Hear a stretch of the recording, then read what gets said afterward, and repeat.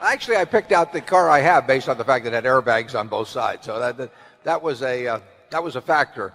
It may have been the first car of its type ever made with airbags, but I think my car actually, it's both heavy and has airbags, and those are two primary factors in safety. I don't think a safer car is necessarily being made. It might be safer to drive around in a big heavy-duty truck or something, but I'm not ready for that.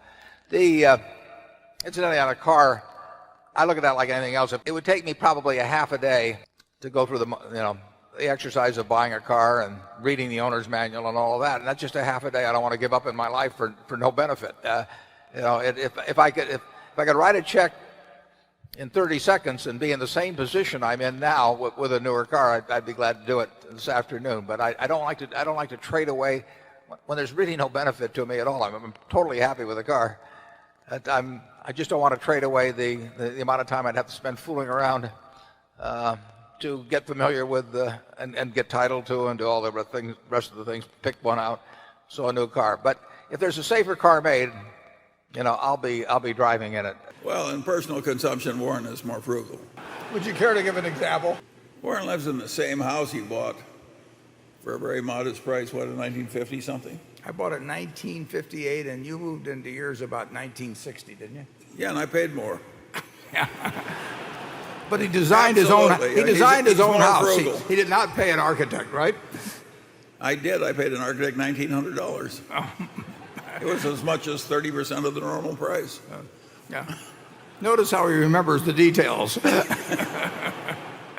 I have everything in life I want. It's a very simple thing. If there's anything that money could buy, there are things money can't buy. But if there's anything money could buy that I wanted, I'd do it this afternoon. I wouldn't have any problem with that at all. I do not think that standard of living equates with cost of living beyond a certain point. I mean, up to a certain point, there's no question that it does. I mean, in terms of having good housing, good health service, good food, everything, good transportation. But there's a point, I think, if anything, you start getting inverse correlation.